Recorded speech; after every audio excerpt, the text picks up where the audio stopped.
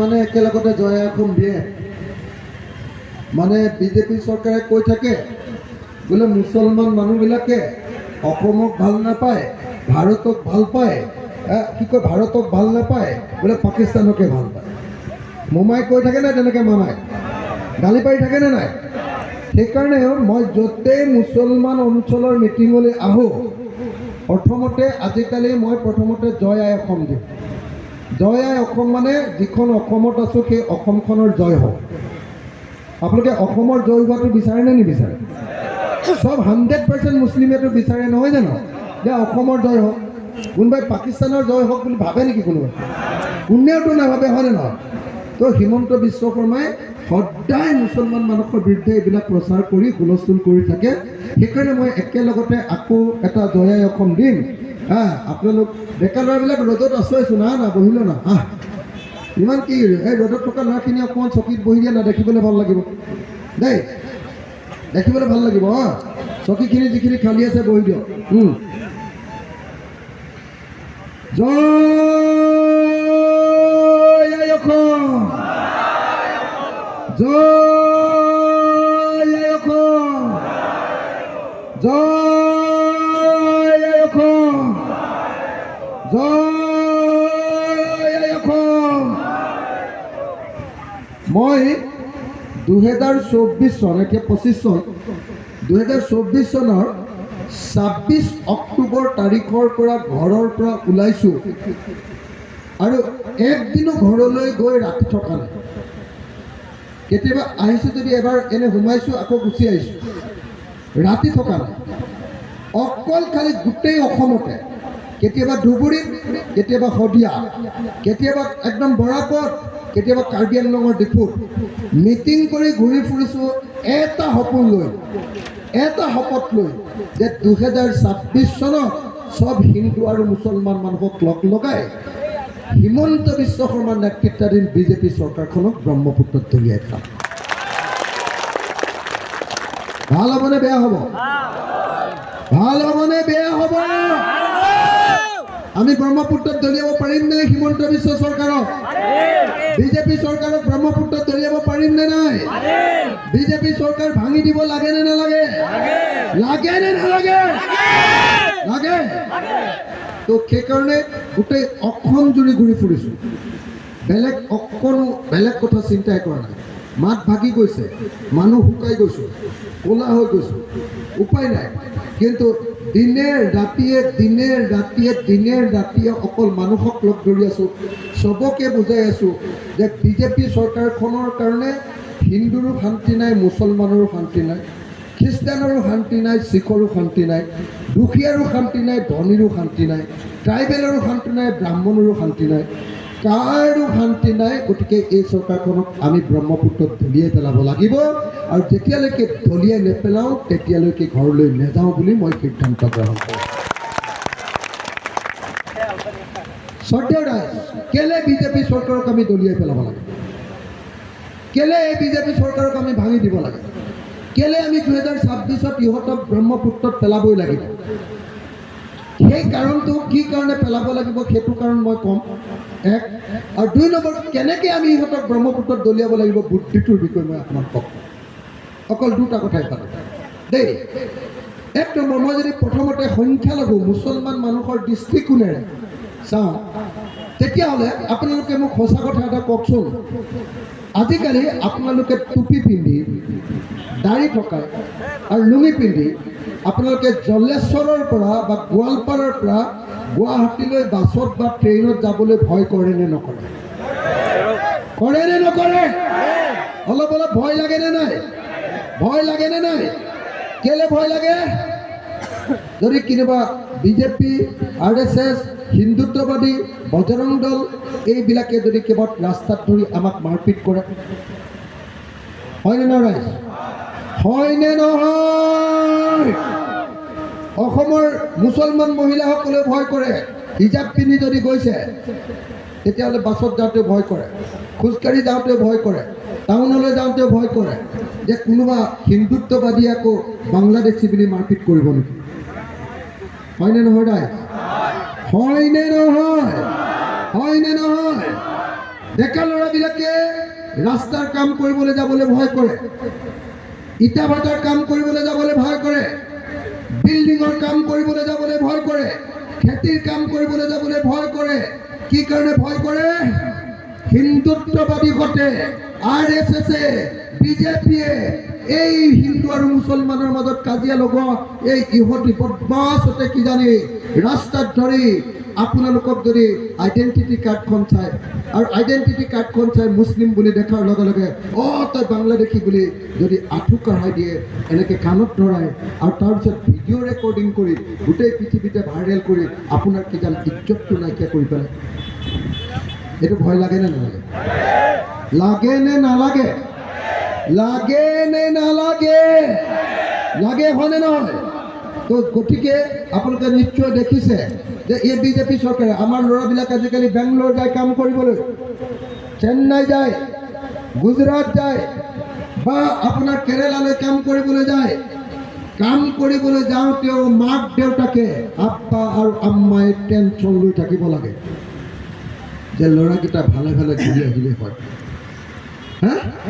ৰাস্তাত যাতে বিহাৰত মাৰপিট নকৰে, ৰাস্তাত যাতে আমুকত মাৰপিট নকৰে, একদম টেনশ্যনত থাকে।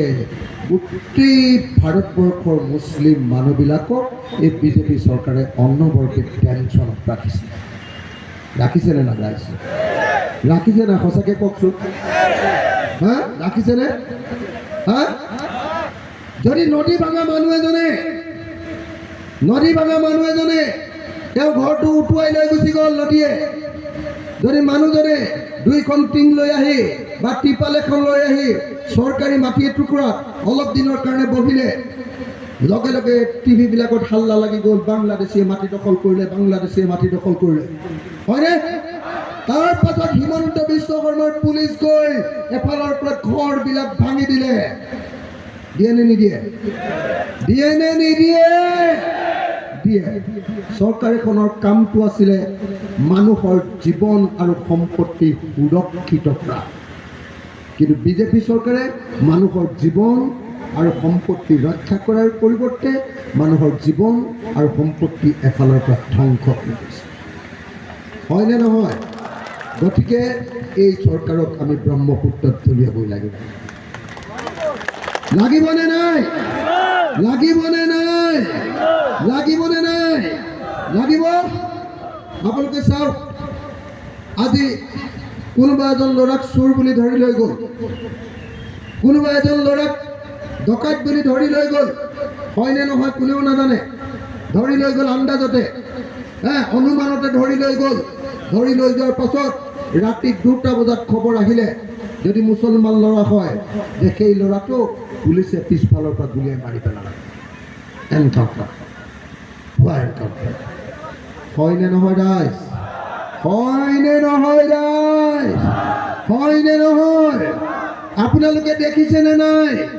মই অসম বিধানসভাত এইবিলাক প্ৰশ্ন, এই যে ভুৱা এনকাউণ্টাৰ কৰি এটা ল'ৰাকে এতিয়ালৈকে 100টাতকৈ বেছি মানুহ ল'ৰা যে মাৰি পেলালে, তাৰ বিৰুদ্ধে প্ৰত্যেকখন বিধানসভাতে মই অখিল গগৈ প্ৰশ্ন কৰোঁ, চৰকাৰক ধৰোঁ, আৰু ধৰি মই চৰকাৰক সদায় বগৰাই দিবলৈ চেষ্টা কৰোঁ যে পৃথিৱীৰ কোনো চৰকাৰে ন্যায়ালয়ত বিচাৰ নকৰাকৈ কোনো মানুহক কেনেকৈ ৰাতি গুলিয়াই মৰাৰ অধিকাৰ নাই। গতিকে এইখন অবৈধ চৰকাৰ, এই অবৈধ বিজেপি চৰকাৰখনক আমি ব্ৰহ্মপুত্ৰত দলিয়াই পেলাব লাগিব। আপোনালোকে বিধানসভাত মই যে এনেকৈ যুঁজি থাকোঁ গম পায়নে নাই? সঁচাকৈ পায়নে নাপায়? আৰে মানুহ মৰি গৈছে, মুছলমান মানুহ এইকণ ৰ'দতে নমৰে নহয়, কিয় মাত নামাতে? হয়নে নহয়? এই বিজেপি চৰকাৰে তেলত ভাজি আছে মুছলমান মানুহক, এইকণ ৰ'দত কোনো নমৰে, এইকণ ৰ'দত কোনো নমৰে। আপোনালোকে সদায় খেতি কৰি থাকে এইখন ৰ'দত, হয়নে নহয়? কি ইমান টেনশ্যন লৈ আছে? মই আপোনালোকক সুধিব খুজিছোঁ, মই যে বিধানসভাত হিমন্ত বিশ্ব শৰ্মাক যিকোনো সময়তে একদম আক্ৰমণ কৰোঁ, যিকোনো সময়তে মই যে গব মাৰি ধৰোঁ, যুদ্ধ কৰোঁ আৰু বগৰাই দিওঁ, চাইছেনে নাই আপোনালোকে? চাইনে নাচাই? চাইনে নাচাই? সেইদিনা ডিটেনশ্যন কেম্পত যে বাংলাদেশী বুলি যে মানুহবিলাক ৰাখি থয়, বিদেশী বুলি, সেইদিনা ডিটেনশ্যন কেম্পক লৈ যুদ্ধ হৈছিলে, দেখিছিলে নে নাই? চাইনে নাই আপোনালোকে এনে কৈছেনে চাই মই কৈছিলোঁ যে পৃথিৱীৰ কোনো দেশত ডিটেনশ্যন কেম্প নাই, অকল অসমত আছে। আপুনি কি চৰকাৰ চলাইছে এইটো? যদি বিদেশী হয় তেতিয়াহ'লে তেওঁলোকক বাংলাদেশলৈ ঘূৰাই দিয়ক, আৰু যদি বিদেশী নহয় অসমত ঘৰ আছে তেওঁলোকক ঘৰলৈ যাবলৈ দিয়ক। এনেকুৱা গঁৰাল বনাই মানুহ ৰাখিব নালাগে। দেখিছেনে নাই? বি ভোটাৰ সমস্যাটো শেষ কৰি দিবৰ কাৰণে আৰু বহুত মানুহক যে এই আধাৰ কাৰ্ড দিয়া নাই তাৰ বিৰুদ্ধে প্ৰত্যেকবাৰ বিধানসভাত মই মাত মাতো। আপোনালোকে দেখিছেনে নাই? দেখিছেনে নাই? দেখিছেনে নাই? অকল এইটোক লৈ মাত নামাতো, মই প্ৰত্যেকটো বিষয় আশা কৰ্মী দৰমহা বঢ়াব লাগে, মই মাত মাতো। ৰান্ধনীৰ দৰমহা বঢ়াব লাগে, বেলেগ কোনেও নামাতে, মই মাতো। তো আপোনালোকে দেখিছে নাই? অংগনবাদী কৰ্মী, আশা কৰ্মী, অংগনবাদী সহায়িকা চবৰে গাঁও বুঢ়াৰ দৰমহা বঢ়াব লাগে, ভিডিপিৰ দৰমহা বঢ়াব লাগে। প্ৰত্যেকটো প্ৰশ্ন অসম বিধানসভাত যদি কোনোবাই চিঞৰি চিঞৰি মাতে তেতিয়াহ'লে সেই মানুহজনে হ'ল ৰাইজৰ দলৰ বিধায়ক অখিল গগৈ। দেখিছেনে নাই? হিমন্ত বিশ্ব শৰ্মাক সন্মুখত বহুৱাই মই কওঁ যে ঐ হিমন্ত বিশ্ব শৰ্মা, আপোনাৰ সমান 2 নম্বৰী মানুহ অসমতে জন্ম হোৱা নাই বুলি মই কওঁ। দেখি আছেনে নাই? আপোনালোকে চাইনে নাচায়? চাইনে নাচায়? মই আপোনালোকক এই কথাটো এইকাৰণে কৈছো যে যেনেকৈ আপোনালোকৰ মুছলমান মানুহ এজন দেখিলে হিমন্ত বিশ্ব শৰ্মাই জঁপিয়াই পৰে, বিজেপি জঁপিয়াই পৰে, RSS জঁপিয়াই পৰে, মোৰ নিচিনা যিবিলাকে মানুহৰ কাৰণে মাত মাতে তেওঁলোককো সদায় জঁপিয়াই পৰি মাৰি পেলাব খোজাই। দেখিছেনে? মোক এই চৰকাৰে 36 বাৰ জেল দিছে, 36 বাৰ, 36 বাৰ জেল দিছে মোক অখিল গগৈ, হিমন্ত বিশ্ব আৰু সৰ্বানন্দ সোণোৱালৰ চৰকাৰে 36 বাৰ জেল দিছে। আৰু সেইকাৰণে 2026ত এই চৰকাৰ ভাঙিব লাগিব। মোক যদি 36 বাৰ জেল দিছে, মই চৰকাৰত থাকিলে হিমন্ত বিশ্বক কেইবাৰ জেল দিম? কেইবাৰ? অন্তত 100 বাৰ জেল দিম, 100 বাৰ। আজি ওলাব, কাইলৈ দিম, কাইলৈ ওলাব, পৰহিলৈ দিম। একদিনো শান্তিত থাকিবলৈ নিদিওঁ। আৰু শান্তিত থাকিবলৈ নিদি তাৰ পাছত জেলত যেতিয়া থাকিব, জেললৈ মই কেইটামান আপেল লৈ যাম, আঙুৰ কেইটামান লৈ যাম, পানী বটল এটা লৈ যাম, আৰু জাহাজী কল কেইটামান লৈ যাম। কল কেইটামান লৈ দিমগে, বোলো কেনেকুৱা আপুনি ভালে আছেনে? এনেকৈ খবৰ লওঁ।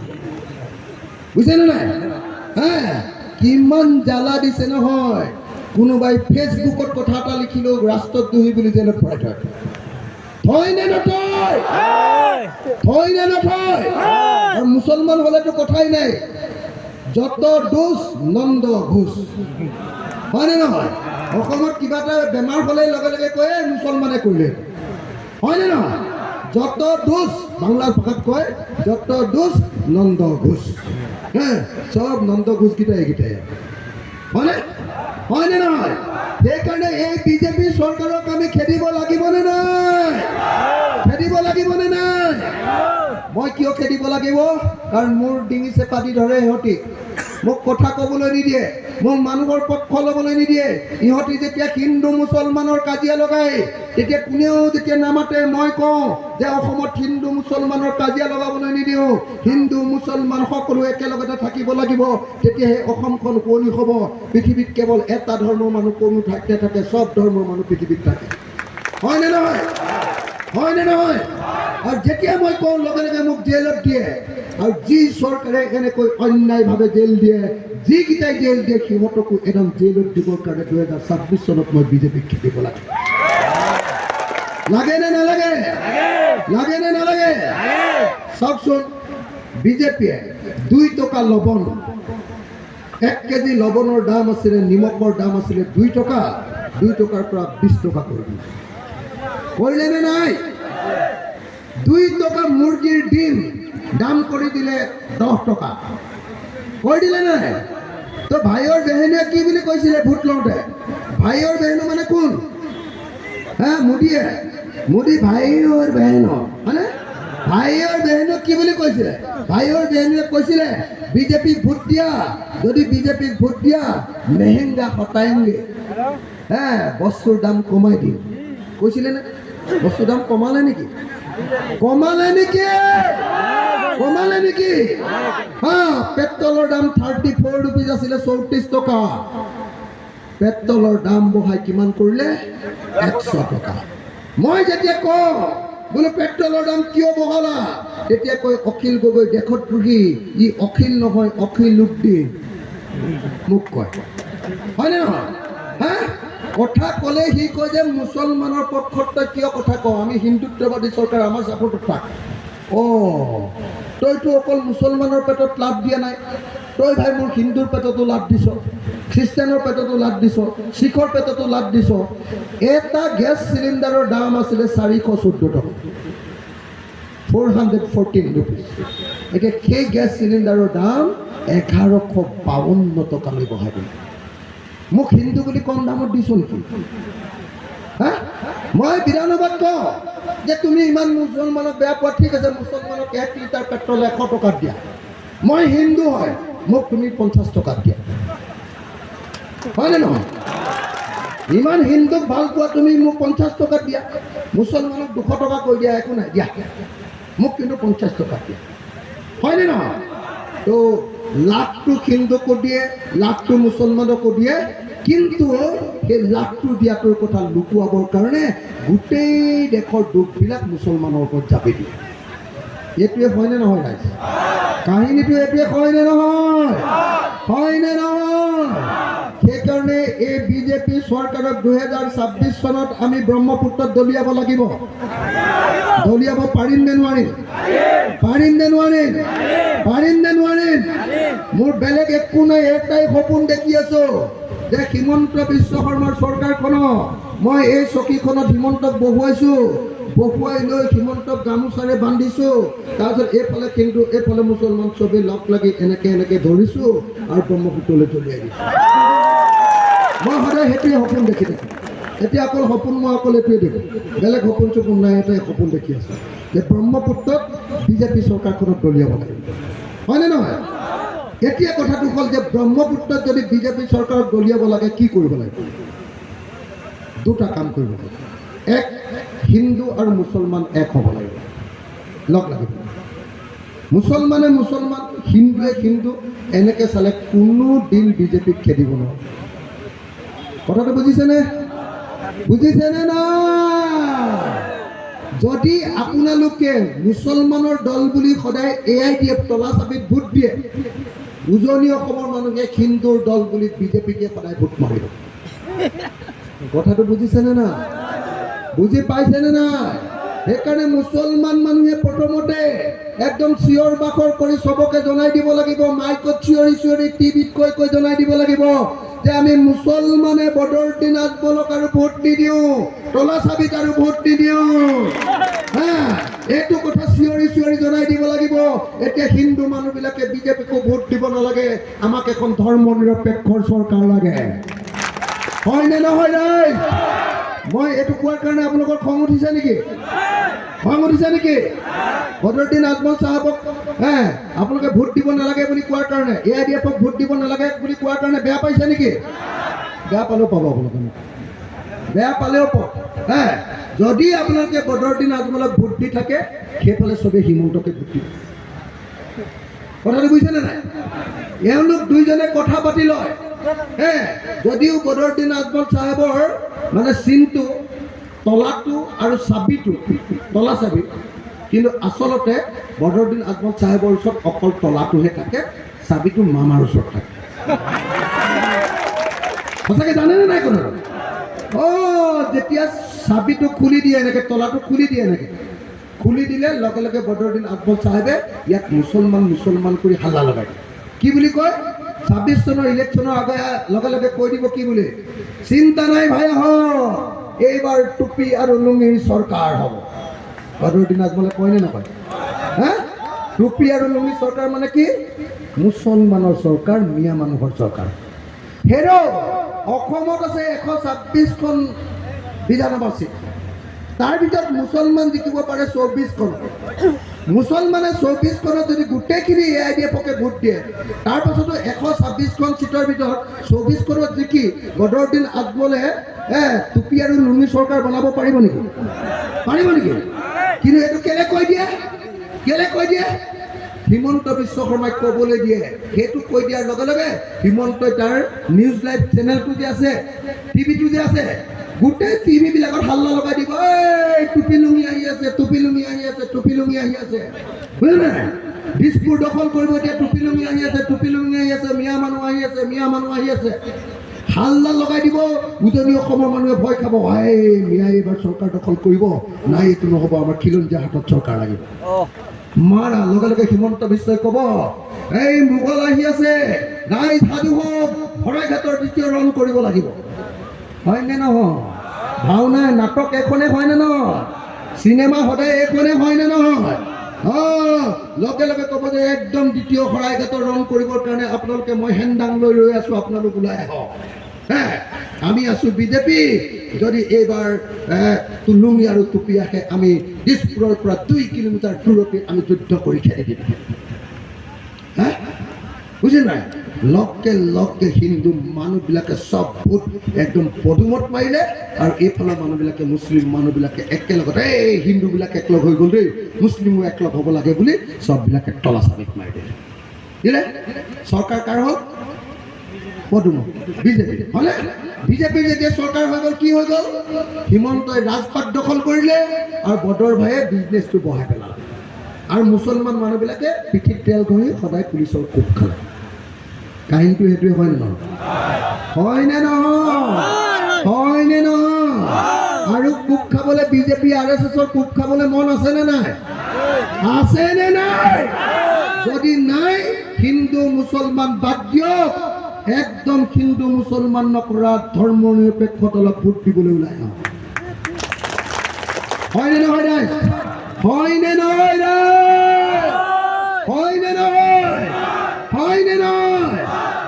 সেইকাৰণে মই কৈছো আপোনালোকক, মই এটা কথা কৈ দিছো। 1 নম্বৰ মই কি ক'লো? হিন্দু মুছলমান একলগ হ'ব লাগে। 2 নম্বৰ, যদি সঁচাকৈ বিজেপি খুৱাবলৈ হয়, ৰাইজৰ দল আৰু কংগ্ৰেছ একলগ হ'ব লাগে। দুইটা বেলেগ বেলেগ থাকিলে নহ'ব। হয়নে নহয়? এইবাৰ আপোনালোকে দেখিলে নে নাই? যোৰহাটত মই গৌৰৱ গগৈক লৈ গ'লোঁ, ৰাহুল গান্ধী আহিছিলে। মই ৰাহুল গান্ধীক ক'লোঁ, ৰাহুল ভাই এটা কাম কৰ, গৌৰৱে নগাঁৱত ইলেকশ্যন খেলিবলৈ লৈছে মুছলমান এলেকাত, তাত ইলেকশ্যন খেলিলে তাক মুছলমানৰ লিডাৰ বুলি কৈ কংগ্ৰেছক মুছলমান পাৰ্টি বুলি কওঁ, গতিকে তাক নগাঁৱত খেলিবলৈ নিদিবি, তাক যোৰহাটত দে, মোৰ হাতত দে, মই তাক জিকাই দিম। ৰাহুলে ক'লে, কথাটো বৰ ভাল কৈছোঁ, কিন্তু পাৰিবি জানো জিকাব? মই বোলো মোৰ দম আছে, তই দেচোন। এইবুলি মই গৌৰৱক যোৰহাটলৈ লৈ গ'লোঁ। যোৰহাটলৈ লৈ গৈ হিমন্ত বিশ্ব শৰ্মাই 100 কোটি টকা খৰচ কৰিছে গৌৰৱক হৰুৱাবলৈ। খিলঞ্জীয়া অসমীয়া মানুহৰ মাজত 100 কোটি টকা খৰচ কৰিছে। মই আৰু গৌৰৱ দুইটাই কষ্ট কৰি পইচা পাতি নাই, দুইটাই কষ্ট কৰি 100 কোটি টকা বিজেপিয়ে খৰচ কৰাৰ পাছতো 1.5 লাখ ভোটত জিকি হিমন্তক লাখ মাৰি যোৰহাটৰ পৰা খেলি পঠিয়াইছে। বুজিলে নাই? সেইকাৰণে মই কৈ দিছোঁ, পুৰা খাৰাংখাজ আপোনালোকক কৈ দিছোঁ, খাৰাংখাজ এটা কথা কৈ দিছোঁ, যদি কংগ্ৰেছ ৰাইজৰ দলৰ লগত যদি লগ নহয়, উজনি অসমত এখনো চিট নাপায়। অকল মুছলমান চিটকেইটাৰ বাহিৰে ক'তো এখনো চিট নাপায়। সেইকাৰণে কংগ্ৰেছে ৰাইজৰ দলৰ লগত লগ হ'বই লাগিব। আৰু ৰাইজৰ দলেও যদি সঁচাকৈ বিজেপিক হটাব খোজে, তেতিয়াহ'লে অকলে খেলিলে নহ'ব, কংগ্ৰেছৰ লগত লগ হ'বই লাগিব। হয়নে নহয় ৰাইজ? হয়নে নহয়? সেইকাৰণে মই আপোনালোকক এটা কথা ক'বলৈ আহিলোঁ, আপোনালোকে অকল কংগ্ৰেছক ভোট দি থাকিলে, সদায় কংগ্ৰেছক ভোট দি থাকিলে সদায় বাংলাদেশী হৈ থাকিব। বুজিলে নাই? আপোনালোকে আমাৰ নিচিনা জাতীয়তাবাদী মূল সুঁতিৰ দলক, আঞ্চলিকতাবাদী দলক আপোনালোকে যেতিয়া ভোট দিয়া আৰম্ভ কৰিব, এই কি কাৰণে মই জয় অসম কোৱা, মূল সুঁতি অসমীয়াৰ মাজত মিলি যাব লাগিব। হয়নে নহয়? তেতিয়াহে হিন্দু মুছলমান এক হৈ যাব। যিদিনাৰ পৰা ৰাইজৰ দলৰ নিচিনা জাতীয়তাবাদী অসমত ভয় নকৰা, হিমন্তক দলিয়াই দিম বুলি ক'ব পৰা এটা কংগ্ৰেছৰ লিডাৰ আছে নেকি? হিমন্তক দলিয়াই দিম বুলি ক'ব পৰা আছে নেকি কাৰোবাৰ দল? অকল এই অখিল গগৈ হিমন্তক সন্মুখত কওঁ, এই তোমাৰ সমান 2 নম্বৰী 3 নম্বৰী 4 নম্বৰী মানুহৰ পৃথিৱীত জন্মই হোৱা নাই বুলি কওঁ। একো কৰিব নোৱাৰে মোক। মোক কয় যে তোক আকৌ জেলত ভৰাই দিম। মই আকৌ জেলত 36 বাৰ সোমালোঁ, আৰু এবাৰ ভৰাই দিলে ভালহে লাগিব, এইকেইদিন বেছি কষ্ট হৈছে বাহিৰত। হয় আৰু আজিকালি জেলত গ'লে মোৰ ভালেই লাগে। কেলৈ জানে নাই? মই গ'লে কয়দীবিলাকে বিৰাট ভাল পায়, জেলত খানাটো ভাল হৈ যায়। মই গ'লে চবেই ভয় কৰে যে মোলৈ, চৰকাৰে ভয় কৰে, জেলত খানা ভাল হৈ যায়। আৰু মই যোৱাৰ লগে লগে কয়দীকেইটাই একদম মোৰ গা মালিচ কৰিবলৈ আৰম্ভ কৰি দিয়ে। মই আৰু ইমান কষ্ট কৰি যাওঁ, জেলত গ'লে ভালেই পাওঁ দে, যদি আমি মালিচ কৰোঁ। এইটো মোৰ টেনশ্যন নাই, মোক একো কৰিব নোৱাৰে হিমন্তই। এইবাৰ হিমন্তক যেতিয়া ধৰিছিলোঁ, মোৰ লগত কমলাক্ষ দে পুৰকাষ্ট আৰু কংগ্ৰেছৰ ভৰত নৰ, এই দুইজনে মোক সহায় কৰিছিলে। বিধানসভাত যেতিয়া ধৰিলোঁ, সহায় কৰাৰ কাৰণে দুইটাৰ ওপৰতে CM ভিজিলেন্স লগাই দিলে, পুলিচ লগাই দিলে। মই হিমন্তক ক'লোঁ, আৰে ধৰিছোঁ মই, সিহঁতি মোক সহায়ে কৰিছে, মোৰ ওপৰত কেছ যে। সি ক'লে বোলে পগলাটো ধৰি লাভ নাই, এইটো বাদ দে। বুজিলে? সিকেইটাই ভয়তে কমলাক্ষ দে পুৰকাষ্ট কেছ লগাই দিয়াৰ লগে লগে কংগ্ৰেছৰ পৰা গ'ল বিজেপিত সোমালে, আৰু ভৰত নৰহে এই আমেৰিকানে ইংলেণ্ডলৈ গ'ল, আৰু নহাই হ'ল, তাতে থাকি গ'ল ভয়তছে। মইতো ভাই হিমন্তৰ আগতে দপদপাই আছোঁ সদায়, মাৰিবি নেকি, মই আহোম পোৱালি হয়, এনেকৈ কওঁ মই। মই আহোম পোৱালি হয়, তোক মইহে আনিছিলোঁ অসমলৈ, এনেকৈ কওঁ। বুজিছেনে নাই? মইতো কেয়াৰ নকৰোঁ। সেইকাৰণে মই আপোনালোকক এটা কথা ক'বলৈ আহিছোঁ, শ্ৰদ্ধেয় ৰাইজ, 2026 চনত যদি সঁচাকৈ বিজেপিক হৰুৱাব লাগে, আমি কংগ্ৰেছ আৰু ৰাইজৰ দল একলগ হ'ব লাগে। কিন্তু এটা কথা ৰাইজ, কংগ্ৰেছ বহুত টেঙৰ পাৰ্টি, ই ফটকে একলগ নহয়। লোকসভা ইলেকশ্যনত মই গৌৰৱ গগৈ জিকোৱাৰ কথাটো আপোনালোকে সকলোৱে জানেনে নাই? ৰকিবুল হুছেইনক জিকাবলৈ যে মই 44খন মিটিং কৰিছিলোঁ, আপোনালোকে জানেনে নাই? জানেনে নাই? প্ৰদ্যুৎ বৰদলৈৰ কাৰণে মই কেম্পেইন কৰিছিলোঁ আৰু জিকাইছিলোঁ বুলি জানেনে নাই? মই কষ্ট কৰি কৰি তেওঁলোকক জিকালোঁ। জিকোৱাৰ পাছত এদিন আপোনালোকে ৰকিবুলৰ মুখত শুনিছে নেকি, গৌৰৱৰ মুখত শুনিছে নেকি, ধন্যবাদ ৰাইজৰ দল, ধন্যবাদ অখিল গগৈ বুলি কোৱা শুনিছে নেকি? সিহঁতি নকয়। ধন্যবাদ বুলি কৈ দিলেই যদি মানুহে আকৌ মোক ভাল পাই যায়, বুজিলে নাই? MP ইলেকশ্যনত 14খন আসন, মই ক'লোঁ কংগ্ৰেছে 10খন খেল, 4খন বেলেগক দি দে। বোলে নাই, দিব নোৱাৰে। মই বোলো বৰপেটাখন CPM-ক দি দে না। নাই, CPM-ক যদি দি দিওঁ, মুছলমান মানুহবিলাক আমাৰ লগত আছে, CPM-ৰ পিনে গুচি যাব। মই বোলো মুছলমানবিলাক তহঁতৰ কি বাপেৰৰ সম্পত্তি যে অকল চব তহঁতৰ লগতে থাকিব লাগে? তহঁতি কিমান দিন স্বাধীনতাৰ পৰা 60 বছৰ ভোট দিলে মুছলমানে, আজিলৈকে মুছলমানৰ কাৰণে কি কাম কৰিলি? এক টুকুৰা মাটিৰ পট্টা কাৰোবাৰ মুছলমানক দিলে নেকি কংগ্ৰেছে? দিলে নেকি? আজি যে বিজেপিয়ে উচ্ছেদ কৰি আছে, যদি কংগ্ৰেছে যদি মাটিৰ পট্টাখিনি দি থৈ গ'লহেঁতেন, তেতিয়াহ'লে উচ্ছেদ কৰিব পাৰিলেহেঁতেন নেকি? হয়নে নহয়? কংগ্ৰেছে মুছলমানক দিলে, যদি দিলে, দুটা বস্তু দিলে, ডি ভোটাৰ আৰু ডিটেনশ্যন কেম্প। হয়নে নহয়? সেইকাৰণে মই স্পষ্টকৈ আপোনালোকক ক'বলৈ আহিছোঁ, কংগ্ৰেছক মুছলমান মানুহে খাটাংকে কৈ দিব লাগিব, খাটাংকে একদম দমত কৈ দিব লাগিব। MP ইলেকশ্যনত যেতিয়া যেনেকৈ চিট নিদিলে বিৰোধী কাকো, আকৌ এই যে উপ নিৰ্বাচন হ'ল তাতো চিট নিদিলে, এইবাৰ পঞ্চায়ত ইলেকশ্যন হ'ল, মই ক'লোঁ যে আমাকো এটা দুটা দে, একেলগে খেলোঁ। ক'লে বোলে নাই, দিব নোৱাৰি। তহঁতি নিজে নিজে খেল, আমাৰ মানুহবিলাক নহ'লে বেলেগ পাৰ্টিলৈ গুচি যাব, তহঁতক দি দিলে। মই পিছত কেলৈ নিদিলে ন আমাক? বেলেগ এটা লিডাৰে কৈছে বুলি। নাই, কংগ্ৰেছৰ লিডাৰকেইটাই আমাৰ চিটকেইটা বিক্ৰী কৰিব লাগে নহয়, পইচাটো মাৰিব লাগে, সেইকাৰণে তহঁতক দিয়া নাই, পইচাটো উঠাই ল'ব এতিয়া পঞ্চায়ত ইলেকশ্যনত, এনেকৈ কৈছে। মই আপোনালোকক একদম চাফাকৈ ক'বলৈ আহিছোঁ, চাফা।